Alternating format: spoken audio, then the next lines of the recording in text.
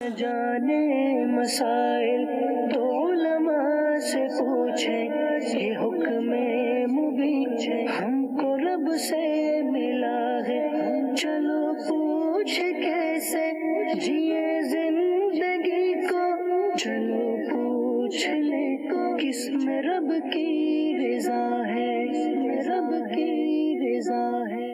الحمدللہ رب العالمین والصلاة والسلام علی سید المرسلین، اما بعد فاعوذ باللہ من الشیطان الرجیم، بسم اللہ الرحمن الرحیم، الصلاة والسلام علیک یا رسول اللہ وعلی آلک واصحابک یا حبیب اللہ، الصلاة والسلام علیک یا نبی اللہ وعلی آلک واصحابک یا نور اللہ۔ مدنی کے ناظرین، پروگرام دارالفتہ اہل سنت میں آپ کو خوش آمدید کہتے ہیں۔ اللہ رب العالمین ہم سب کو دین متین کے احکامات سیکھ کر، سمجھ کر اور درست طریقے کے مطابق ان پر عمل کرنے کی توفیق عطا فرمائے۔ ابتداً درود پاک کی فضیلت ہمارے پیارے نبی صلی اللہ علیہ وآلہ وسلم کا فرمان معظم علی شان ہے، اول الناس بی یوم القیامہ اکثرہم علیہ صلاۃ، قیامت کے دن میرے قریب ترین وہ ہوگا جو مجھ پر کثرت سے درود شریف پڑھنے والا ہوگا۔ اللہ کریم ہم سب کو کثرت کے ساتھ درود پاک پڑھنے کی توفیق عطا فرمائے۔ صلو علی الحبیب صلی اللہ تعالی علی محمد صلی اللہ علیہ وآلہ وسلم، صلاۃ و سلام علیکہ یا سیدی یا رسول اللہ۔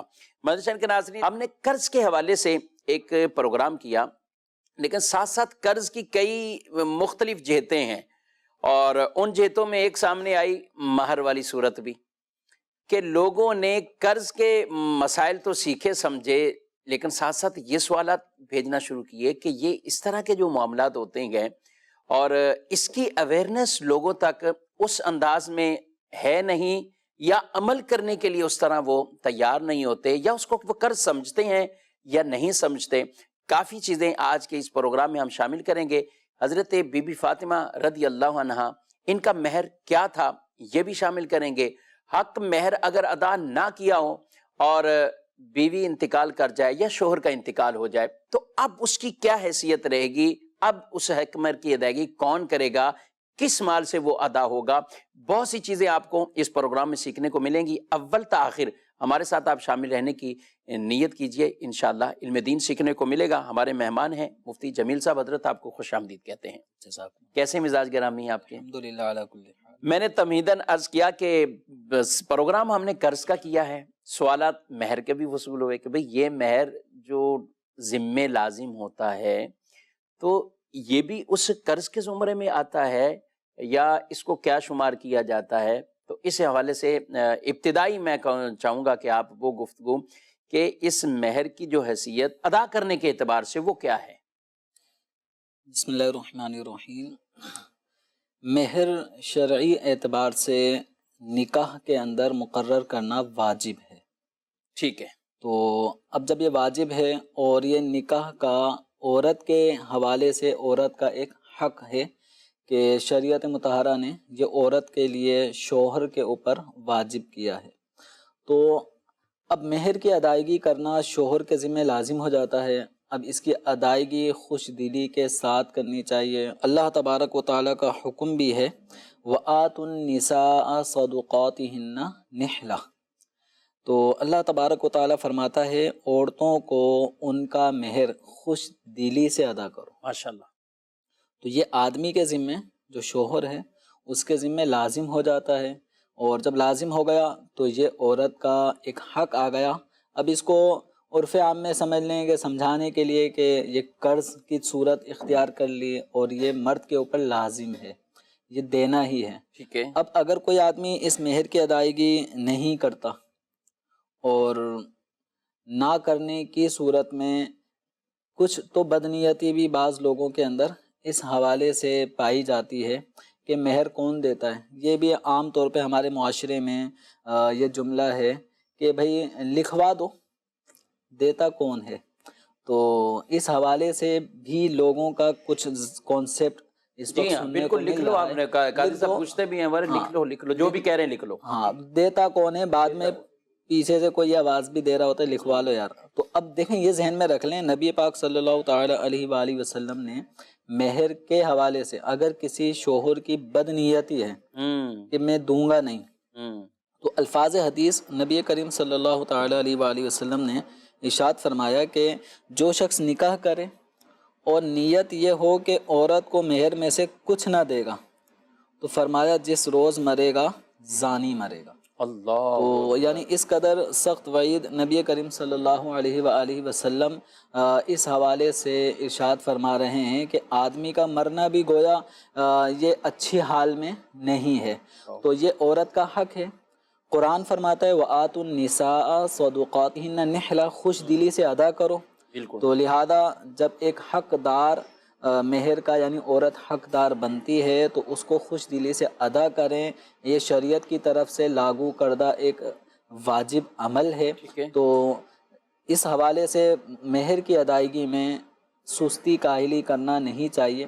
آدمی کے پاس بہت سارے لائف میں ایسے مواقع آتے ہیں، اب 25,000 روپے مہر ہے یا 50,000 روپے مہر ہے اور خوشحال آدمی ہے، وہ مہر ادا کر سکتا ہے لیکن مہر ادا نہیں کر رہا۔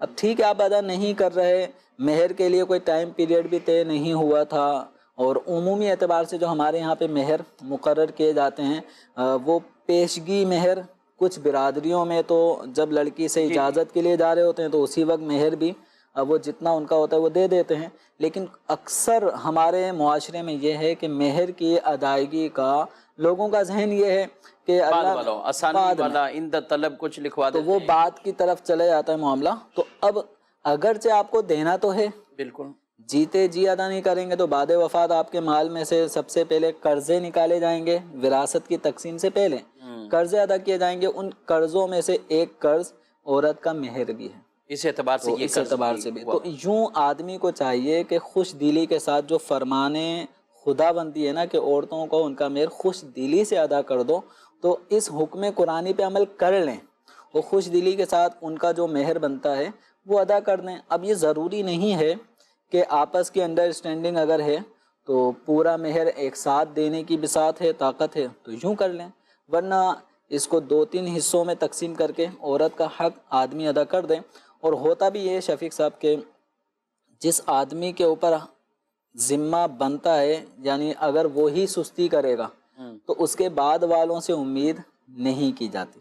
اس میں جو الفاظ بھی ہیں نا وہ معجل اور مؤجل، جسے عام عوام غیر معجل بولتے ہیں، تو میں نے امیر اہل سنت سے جب یہ الفاظ سنا نا کہ آپ نے اس کو بڑا ایجاب و قبول کراتے ہوئے سہل کلمات نا، اس میں نقد یا ادھار والا، بعد والا، یہ والے الفاظ ویسے نہ تو وہ دلہا کو بعض کا سمجھ آ رہے ہیں، نہ دلہن سے اجازت لینے گئے تو وہاں ان کو بھی نہیں پتا کہ یہ انہوں نے کیا کہا ہے کہ معجل ہے یا کیا ہے، تو یہ بات بہرحال کلیئر ہو جانی چاہیے، اسی وقت یہ کر لینا چاہیے کہ کون سا یہ طے کرنا ہے۔ اب یہ عمومی اعتبار سے میں جو مجھے مشاہدہ ہے تو اس میں بعض برادریوں کا بالکل انداز شروع سے چلا آ رہا ہے کہ وہ نقد ہی مہر ادا کر دیتے ہیں، ان کا ہوتا بھی تھوڑا سا ہے، تھوڑا سا ہے، 5,000 یا 10,000 12,000، تو وہ پہلی فرصت میں ہی مہر ادا کر کے گویا فارغ ہو جاتے ہیں۔ ٹھیک ہے۔ اچھا، ایک بڑی تعداد میجورٹی ہمارے یہاں پہ یہ ہے کہ جن کو بھائی بعد میں دیں گے، یہ ابھی دینے والی چیز نہیں، بعد میں دیں گے، اور لڑکی والوں کو بھی کوئی جلدی نہیں ہے، باہمی رضامندی کے ساتھ اس کا کوئی ٹائم پیریڈ طے ہوئے بغیر وہ مؤخر ہو جاتا ہے، بعد میں دینا ہوتا ہے، لیکن بعد میں بھی جو چیز دینی ہے وہ دینی تو ہے۔ بالکل۔ تو اللہ تعالیٰ نے اگر خوشحالی عطا فرمائی ہے تو جہاں ہم اپنے دیگر قرضوں کی فکر کرتے ہیں اور ادائیگی کا پورا ایک شیڈول جدول بناتے ہیں تو اسی کے اندر اس کا بھی ایک اندراج کر لیں کہ مجھے اپنی اہلیہ کا مہر ادا کرنا ہے۔ ٹھیک ہے۔ اب وہ جتنا بھی ہے یکمشت یا اس کی پھر اقساط بنا لیں تو یہ باہمی رضامندی کے ساتھ ایسا ہو سکتا ہے۔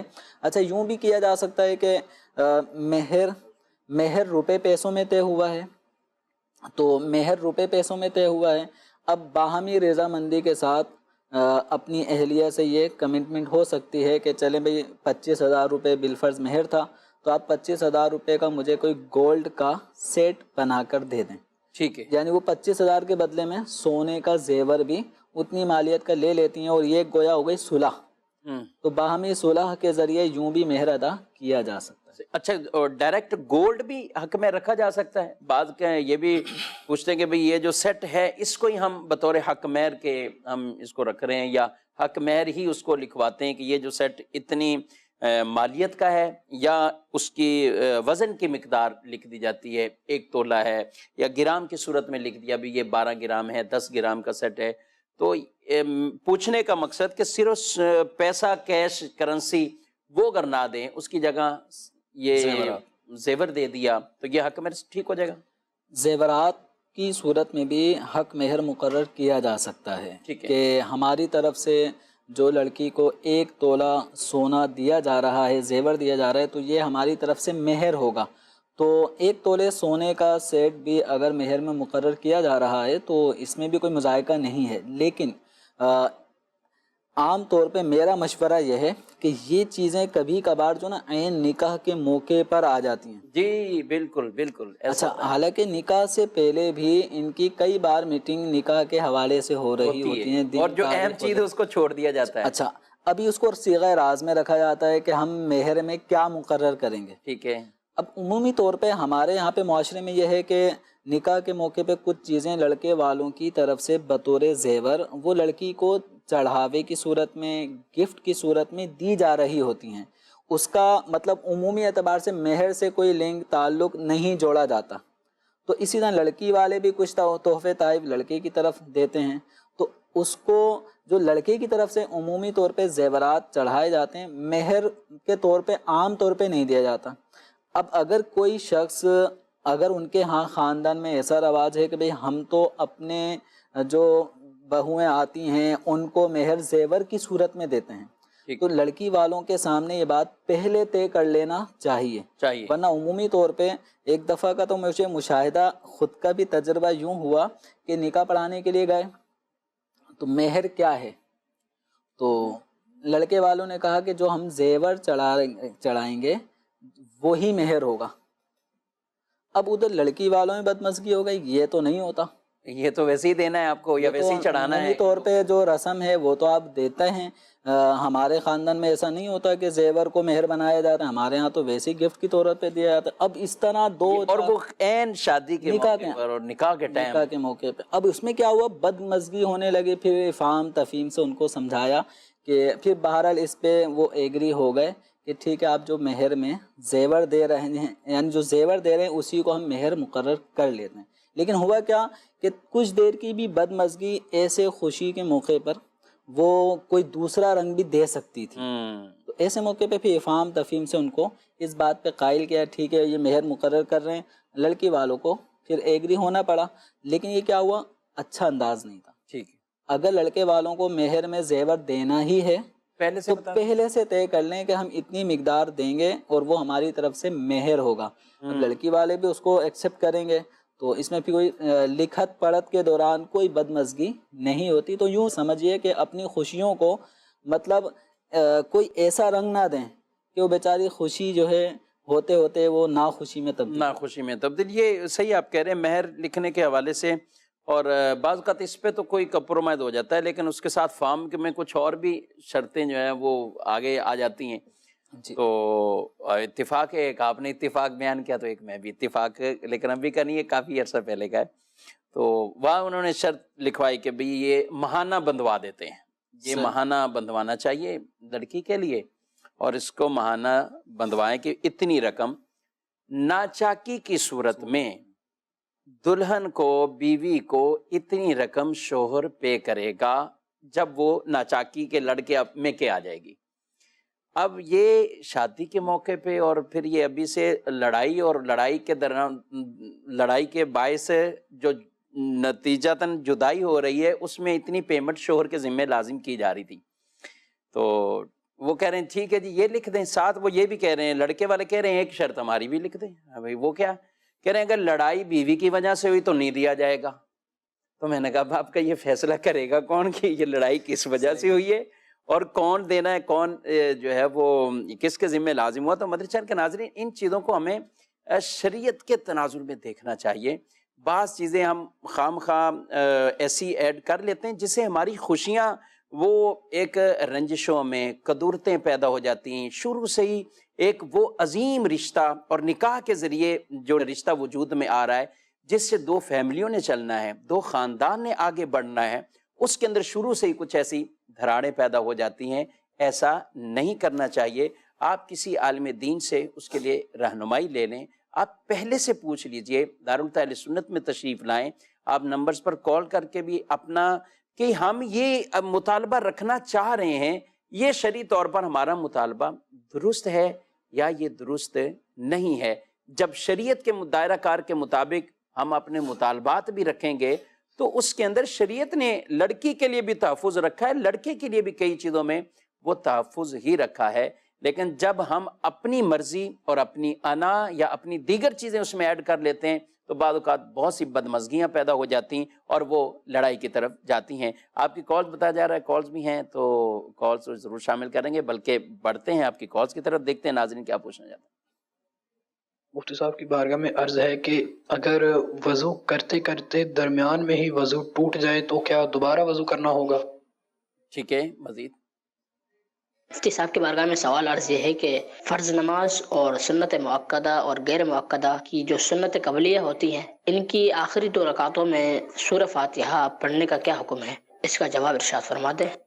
ٹھیک ہے, مدنی چینل کے ناظرین ہیں, جمیل صاحب ظاہر ہے ان کو اپنے مسائل بھی پوچھنے ہیں اور حق مہر آج کا ہمارا موضوع ہے. بہرحال یہ 2 سوال ہیں, مختصراً میں چاہوں گا ان کے بھی جوابات ہو جائیں. وضو کے دوران ہی وضو ٹوٹ گیا تو وہ جو پچھلے اعضائے وضو دھل چکے تھے اب شروع سے وضو کریں؟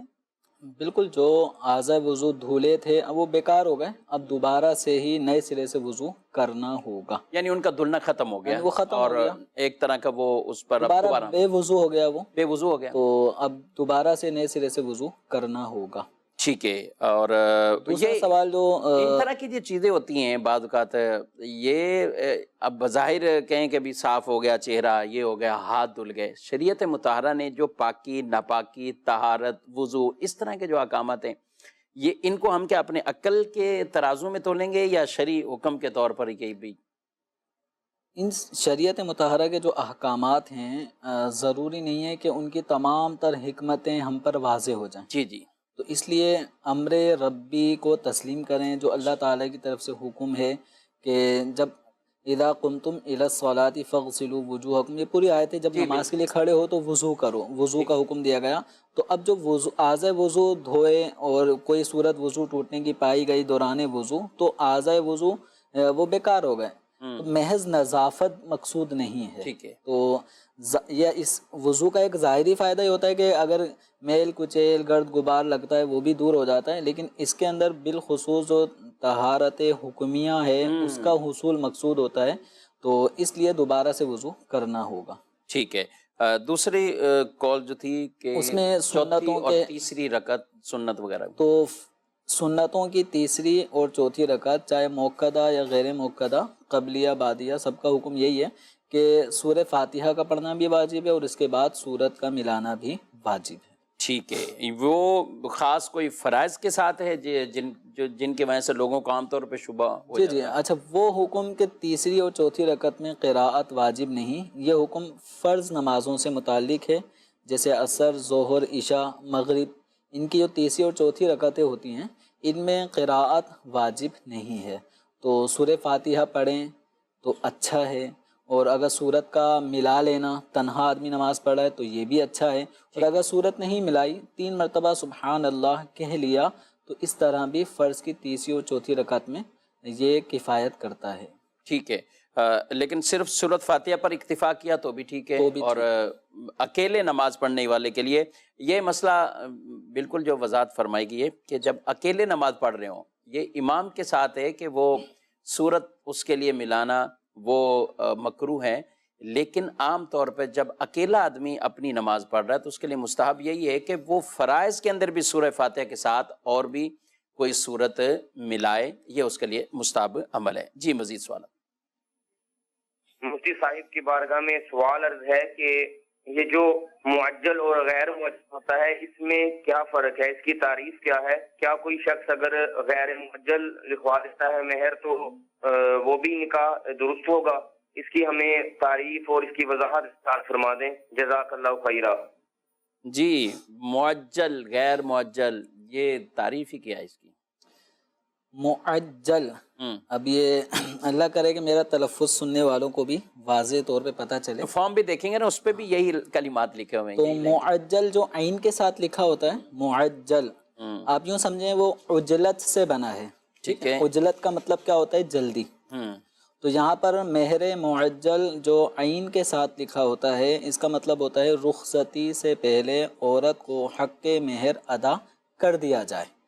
اچھا، ایک ہوتا ہے معجل، یعنی واو کے ساتھ لکھا ہوتا ہے، واو کے اوپر حمزہ بھی لکھا ہوتا ہے، تو اس کو پڑھا جاتا ہے جیسے نا ہم لفظ پڑھتے ہیں مؤخر، وہ لکھا ہوتا ہے واو کے اوپر حمزہ، یا سنت مؤکدہ یا غیر مؤکدہ اس میں واو کے اوپر حمزہ ہوتا ہے تو واو نہیں پڑھا جائے گا، اس کو حمزہ پڑھتے ہیں.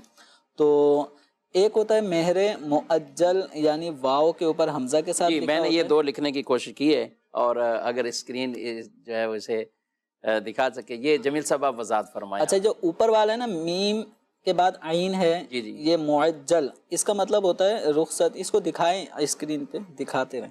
تو یہ جو معجل عین کے ساتھ لکھا ہے تو اس کا مطلب ہوتا ہے فی الفور، جس کو یہ والا ہے، جس کو آپ نقد کہنا، نقد بھی کہہ سکتے ہیں.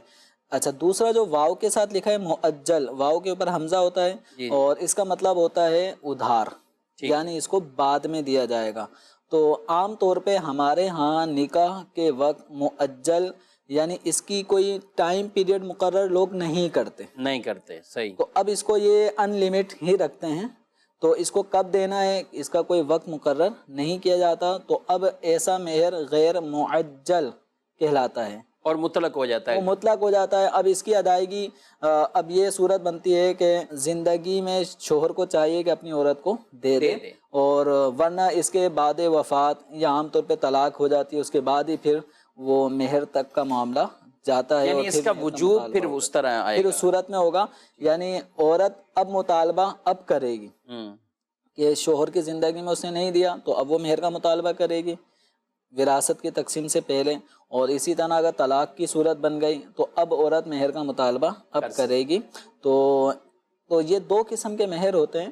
اچھا جمیل صاحب، یہ جو آپ نے کہا کہ عام طور پہ معجل کے اندر مقدار وہ معین نہیں کی جاتی یا کوئی ٹائم پیریڈ معین نہیں کیا جاتا، تو ایسا ہو سکتا ہے کہ یہ جو غیر معجل جس کو عوام بولتی ہے اس کو ہم کوئی اگر کہے کہ سال کا ٹائم پیریڈ اس میں طے کر لیا جائے تو یہ ہو جائے گا؟ اصل تو یہی ہے، ہونا یہی چاہیے. جو یہ لفظ کا تقاضا ہے نا، جو واو کے ساتھ لکھا جا رہا ہے معجل، اس کا تقاضا یہی ہے کہ یہ ادھار ہے.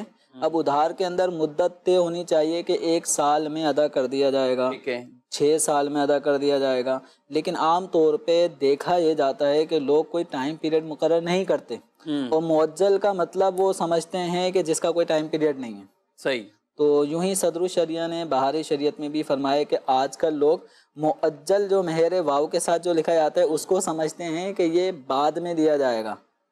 ٹھیک ہے، اس کا کوئی ٹائم مقرر نہیں کرتے تو پھر اس کا وہ دیتے بھی نہیں. ہاں، تو اس کا حکم پھر وہ مہر مطلق والا ہو جاتا ہے، یعنی وہ مہر کے جس کو اب بعد میں ہی دیا جاتا ہے اور عورت اس کا مطالبہ فی الوقت نہیں کرتی. تو یہ صورتیں ہیں، احکام ہیں. ٹھیک ہے، ماشاءاللہ.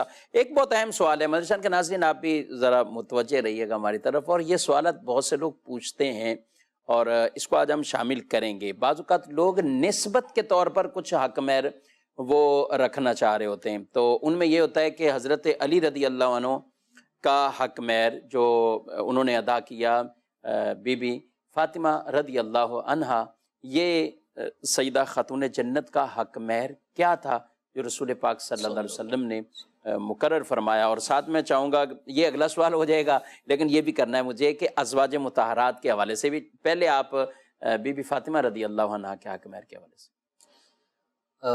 مہر خاتون جنت، جس کو مہر فاطمی بھی کہا جاتا ہے، ٹھیک ہے، تو یہ ہے 400 مسکال چاندی. 400 مسکال یہ وزن ہے، ایک پیمانہ ہے. جیسے ہمارے یہاں پہ گرام ہے یا تولہ ہے، ماشے ہے، تو اس طرح عربی زبان میں وزن کا ایک پیمانے کا نام ہے مسقال. ٹھیک ہے. تو 400 مسقال چاندی. اب یہ 400 مسقال چاندی مزید آسان اس کو مزید آسان کرنا ہے انشاءاللہ. تو 400 مسقال چاندی، اس میں اگر اس کو کیلکولیٹ کریں گے نا وزن کو، کہ 400 مسقال چاندی کو اگر رکھا جائے ایک پلڑے میں، ٹھیک ہے، اور اس کے اگینسٹ دوسرے پلڑے میں ہم اس کا ویٹ کریں تو 400 مسقال چاندی میں آئیں گے 150 تولہ. 150 تولہ چاندی، 150 تولہ یہ چاندی بنے گی. اب 150 تولے چاندی اور آج کل چاندی کا ریٹ کیا ہے؟ بہت زیادہ ہو جائے گی یہ تو کافی بالکل اچھا خاصا بنے گا اس میں. اچھا. تو 150 تولے چاندی. اب پہلے 1 تولہ چاندی کا ریٹ کیا ہے وہ تھوڑا سماعت فرما لیں. 1 تولہ چاندی کا جو ریٹ ہے 20 تاریخ کا، ٹھیک ہے، ٹھیک ہے، تو وہ میرے سامنے تھا اس لیے میں نے اس کے حساب سے کیلکولیٹ کیا ہے. پاکستان کے مطابق، پاکستانی ریٹ کے مطابق جو 20 دسمبر 2020، ٹھیک ہے، اس میں جو چاندی 1 تولہ ہے وہ ہے 1574 روپے. اللہ اکبر. یعنی 1,500 روپے سے بھی رقم 1 تولہ چاندی کی بڑھ چکی ہے. تو اس کے مطابق خاتون جنت حضرت سیدتنا فاطمہ الزہرا رضی اللہ تعالی عنہا کا جو 400 مسکال چاندی مقرر کی گئی تھی مہر میں، جس کے 150 تولے بنتے ہیں. اب 150 تولے کو آپ ضرب دیں گے 1574 روپے کے ساتھ، تو اس کی اماؤنٹ بن رہی ہے 2,36,000 روپے. 2,36,000 روپے. بہرحال مین فگر سامنے آیا کہ 150 تولے چاندی کی جو قیمت ہوگی. جی جی. چاہے اب قیمت ظاہر ہے اوپر نیچے یہ ہوتی رہتی ہے اور بعض اوقات اس طریقے سے. اچھا چلے شفیق بھائی، اس پہ ایک اور سوال بھی آگے اس میں وضاحت کرتا ہوں تھوڑی اور. سن 2018 میں بھی میں نے اس کا حساب کیا تھا. اچھا. اس وقت بن رہا تھا 1,08,000 سم تھنگ. دیکھیں ٹھیک ہے. اور اب اس کی قیمت کہاں چلے گئی؟ 1574 روپے 1 تولہ چاندی کی قیمت ہے آج کے حساب سے، آج کل کے حساب سے. تو یہ 2,36,000 روپے یہ خاتون جنت کا جو مہر تھا چاندی کا، اس کی قیمت آج کل کے حساب سے یہ بن رہی ہے. اچھا آپ مزید کیا پوچھنا چاہ رہے تھے؟ معیار تو یہی ہے نا، چاندی کے وزن کا معیار ہے اور اسی کے مطابق ظاہر ہے. اب ناظرین جانتے ہیں ہر چیز کے خرچے بڑے ہیں اور دیگر چیزوں کے بھی اخراجات کوئی ڈبل ہوئے ہیں، کوئی ڈبل کے قریب ہو گئے ہیں. تو چاندی بھی مہنگی ہوئی، جب چاندی مہنگی ہوئی تو حق مہر کی یہ قیمت بھی اس طور پر زیادہ بن رہی ہے. سوال یہ تھا کہ 1-2 سال یا ایسے ناظرین ہوں گے جو پہلے ہم سے پوچھ کے کہ بھئی مہر فاطمی کیا تھا، اب ہم نے بتا دیا کہ بھی یہ اس انداز سے تھا. اب ایک سوال تو یہ کہ اگر کوئی مقرر کرے ہی ایسا کہ 150 تولے چاندی، صحیح یہ، اور ایک یہ کہ اس وقت کے حساب سے کسی نے حساب کر کے آپ نے کہا 2018 میں 1,08,000 روپے تھے، تو ٹھیک ہے چلے 1,12,000 روپے رکھ لیا. صحیح. تو اب آپ نے آج 2,36,000 کا بتا دیا ہے، تو یہ کون سا دیں گے اگر اس اعتبار سے ہو؟ اب اس میں دیکھا جائے گا کہ مہر میں کیا چیز رکھی گئی ہے. ٹھیک ہے. اگر مہر میں رکھا گیا تھا 150 تولے چاندی، ٹھیک ہے، تو اب 150 تولے چاندی ہی مہر ہے. اب اس کی ادائیگی چاندی کے ذریعے کی جائے یا چاندی کی رقم جتنی بنتی ہے اس کے ذریعے کی جائے، تو مہر میں معیار پھر 150 تولے چاندی ہی ہوگا. اب اس کا ریٹ نکاح کے وقت 1,08,000 تھا مثال کے طور پہ 2018 میں، اور اب 2020 کے اختتام پر اس کا ریٹ 2,36,000 کے قریب پہنچ چکا ہے. بالکل. تو جو طے کیا اگر 150 تولے چاندی طے کی ہے تو وہ دینی ہوگی. اچھا. اور اگر آپ کا سوال کی دوسری شق یہ تھی کہ اگر ہم نے دیکھا کہ 1,08,000 روپے سن 2018 میں نکاح کسی کا ہوا اور انہوں نے ایک نسبت کا سامنے رکھا کہ 1,08,000 بن رہے ہیں، چلے ہم 1,12,000 مقرر کرتے ہیں، تو وہ نسبت کو بھی انہوں نے مد نظر رکھا. لیکن طے اگر 1,12,000 روپے کیے ہیں تو مہر میں 1,12,000 روپے ہی دینا شوہر کے ذمے آئے گا. اب 2,36,000 ہو گئے تو یہ گویا کہ ڈبل سے بھی کچھ رقم اوپر چلے گئی ہے، تو یہ اضافی رقم شوہر پہ لازم نہیں ہے. تو مہر میں اصل معیار دیکھا جائے، اصل معیار کہ اس میں لکھا کیا جا رہا ہے. شوہر سے ایجاب قبول کے وقت کون سے الفاظ میں 150 تولے چاندی مہر بنائی گئی ہے یا 150 تولے چاندی کی جو اس وقت قیمت تھی وہ قیمت مہر میں مقرر کی گئی ہے. ٹھیک ہے. ایک سوال ہے، چلیں میسیجز بھی کچھ شامل کرتے ہیں اور بالخصوص چلیں موضوع سے متعلق 1-2 شامل کرتے ہیں. کہتے ہیں کہ السلام علیکم. وعلیکم السلام ورحمۃ اللہ. فرما رہے ہیں کہ اگر اہلیہ سے معافی کروا لیں اور اس کو بولیں خوشی خوشی معاف کر لیں، 2 چیزیں، ایک ہے بیوی خود معاف کر رہی ہے اور ایک یہ ہے کہ اس سے معافی کا سوال کرنا اور اس سے معاف کروانا اور اس کا نا بس تو خوش بھی ہو جا اور معاف بھی کر دے. کیا کہتے ہیں؟ وہ معاف نہیں کرے گی تو؟ ہاں یہی تو پھر اس کا نتیجہ آپ بتائیں گے.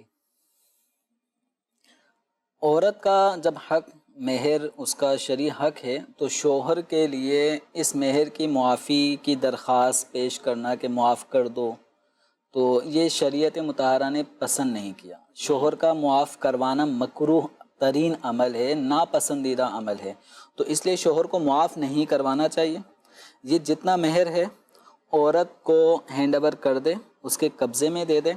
اب عورت کی خوش دلی اب ہے، ٹھیک ہے، اب اگر وہ اپنی خوشی سے وہ سارا مہر دے دے، سارا نہیں کچھ دے دے، وہ اپنی خوشی سے دے رہی ہے، تو یہ دینا اور لینا بلا شبہ جائز، بلکہ قرآن پاک کی آیت کریمہ جو پڑھی تھی شروع میں، وَآتُوا النِّسَاءَ صَدُقَاتِهِنَّ نِحْلَةً، کہ عورتوں کو ان کے مہر خوشی سے ادا کرو، اور اگلی اسی سے اگلا جز ہے فَإِن طِبْنَ لَكُمْ عَنْ شَيْءٍ مِّنْهُ نَفْسًا فَكُلُوهُ هَنِيئًا مَرِيئًا، یعنی پھر اگر وہ اپنی خوشی سے، اپنی خوشی سے اگر تمہیں اس میں سے کچھ دے دیں تو اس کو پھر خوشی خوشی تم کھا سکتے ہو۔ ٹھیک ہے، تو اس لیے شوہر کی جو ذمہ داری ہے وہ ہے مہر پورا پورا ادا کرنا خوشی سے۔ ٹھیک ہے، اب عورت کے اوپر آپشن ہے کہ وہ چاہے شوہر کو پورا مہر گفٹ کر دے، چاہے اس میں سے کچھ دے دے۔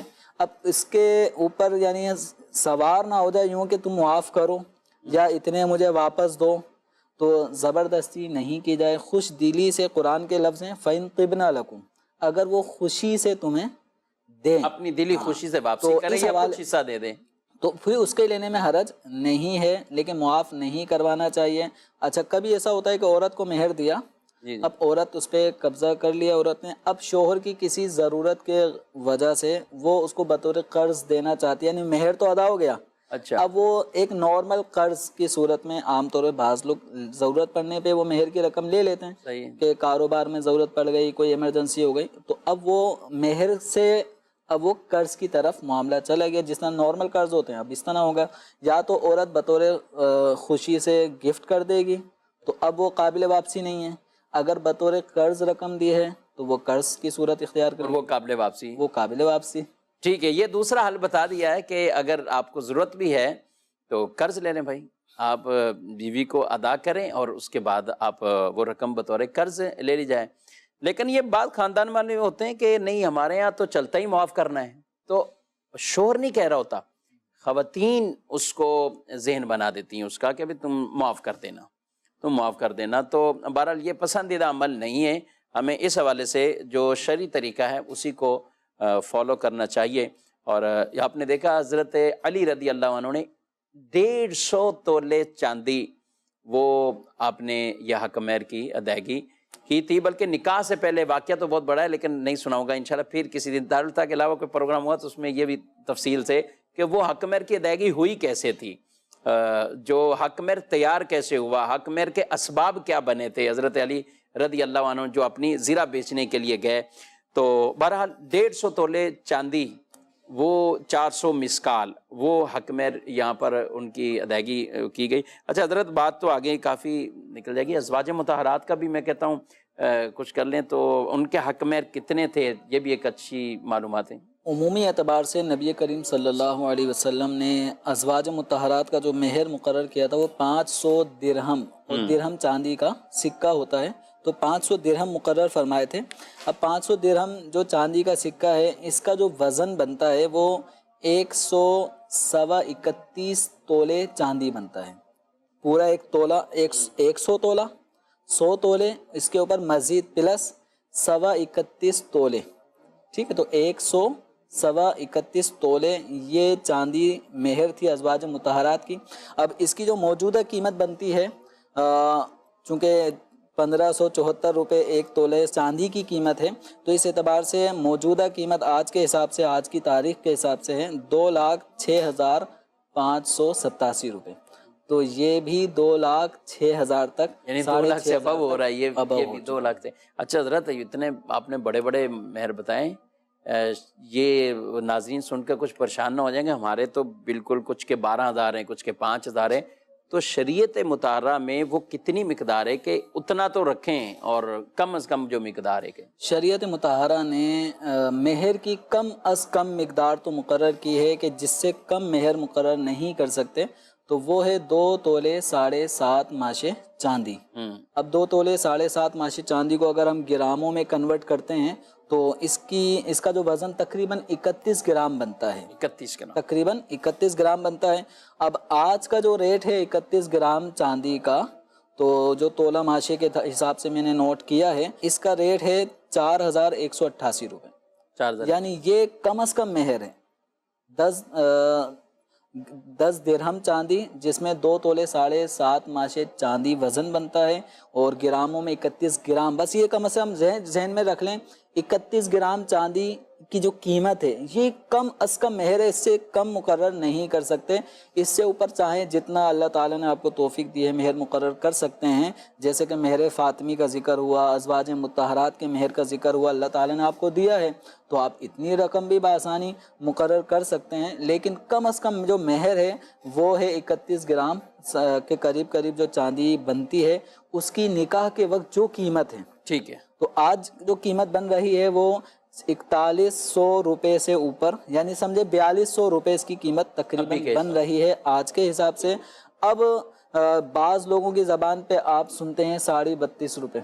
ہاں وہ تو ان کا 32.5 سے آگے نہیں بڑھ رہا، کچھ کے 500 بنے ہوئے وہ 500 بھی آگے نہیں بڑھ رہا، چاہے مہنگائی کتنی چلے گی۔ حق مہر کہتے نہیں ہمارا خاندان کا، اب یہ خاندان کا بھلے 500 1200 1100 جو بھی چل رہا ہے، شریعت مطہرہ نے جو مہر کی کم سے کم مقدار مقرر کی ہے وہ 31 گرام کے قریب چاندی بنتی ہے، اس سے کم مالیت مقرر نہیں کر سکتے۔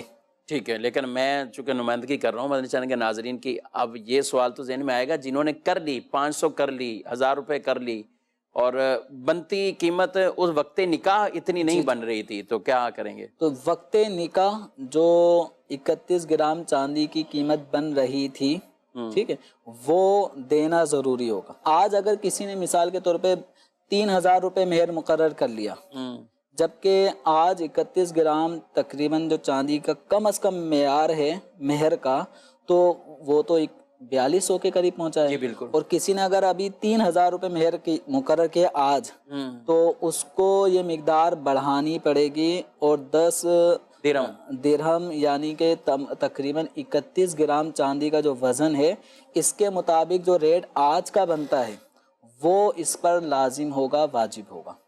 ٹھیک ہے، اور جنہوں نے پہلے اگر کی ہے اور اتنی 500 یا 1000 روپے نکاح کیا ہے اور اس وقت بھی وہ رقم 2 تولے 7.5 ماشے چاندی کے برابر نہیں پہنچ کم تھی، تو اس وقت جو قیمت تھی اس کے مطابق اب یہ بآسانی یہ سرچ کر کے آرام سے سناروں سے رابطہ کر کے یہ معلوم کیا جا سکتا ہے کہ اس وقت کیا تولے تھی۔ تو زیادہ دینے میں تو کوئی منع نہیں ہے، اگر آج ہی 5000 دے دیں کوئی مذائقہ نہیں ہے، یعنی شوہر نے مثال کے طور پہ 5000 روپے مہر مقرر کیا تھا، لیکن وہ 50,000 دیتا ہے۔ ماشاءاللہ، جتنا گڑ ڈالتے ہیں شہد ڈالتے ہیں اتنا میٹھا، تو عورت کا حق اگر 5000 مہر مقرر کیا وہی بنتا ہے، ٹھیک ہے، لیکن اگر آپ 50,000 دے رہے ہیں تو اس میں کوئی مذائقہ نہیں ہے، بلکہ شریعت مطہرہ نے اس کو پسند کیا ہے کہ جتنا آپ کے اوپر کسی کا حق آتا ہے جب اس کی ادائیگی کا مرحلہ ہو تو زیادہ دیا جائے، یہ ترغیب ہے۔ ٹھیک ہے، ماشاءاللہ۔ مدنی چینل کے ناظرین دیکھ لیں، بعض چیزیں ہم بڑی نارمل سی لیتے ہیں کہ وہ بس ایسے ہی ہیں، عام نارمل سے، لیکن جیسے ہی اس کی ڈیپ میں جاتے ہیں تو کتنے شرعی احکام اس کے حوالے سے، جیسا کہ آج مہر فاطمی کے حوالے سے بی بی فاطمہ رضی اللہ عنہ کا حق مہر، ازواج مطہرات کا حق مہر ہمیں کتنا رکھنا چاہیے، معاف کروانے، یہ 40 منٹ کے ایک مختصر سے وقت میں ہم نے کتنے احکام شرع آج کوشش کی ہے آپ تک پہنچائیں، اور ہم خود بھی اس کو سیکھیں، سمجھیں اور اس کے مطابق عمل بھی کریں۔ تو جن خاندان میں، جن گھروں، جن فیملیز کے اندر اس طرح کے کوئی اصول و ضوابط یا انہوں نے اپنے رواج بنائے ہوئے ہیں جو شریعت سے ٹکراتے ہیں، خدا ان سے توبہ کریں، اور ہمیں دین کا علم سیکھ کے جو دین کے اصول ہیں ان کو اپنی برادری میں نافذ کریں کہ بھئی شرعی حکم یہ ہے، اس کے مطابق ہم نے کرنا ہے۔ بہرحال ہر آدمی جو سننے والا ہے وہ تو کم از کم اپنے اوپر تو اس کو ضرور نافذ کر سکتا ہے۔ اللہ رب العالمین ہمیں عمل کی توفیق عطا فرمائے۔ مدنی چینل دیکھتے رہیے، مدنی چینل کا ساتھ بھی دیتے رہیں، اللہ نیکی کی توفیق دے۔ جانے مسائل تو علماء سے پوچھیں، یہ حکم مبین ہم کو رب سے ملا ہے، چلو پوچھ کیسے جیے زندگی کو، چلو پوچھ لے کس میں رب کی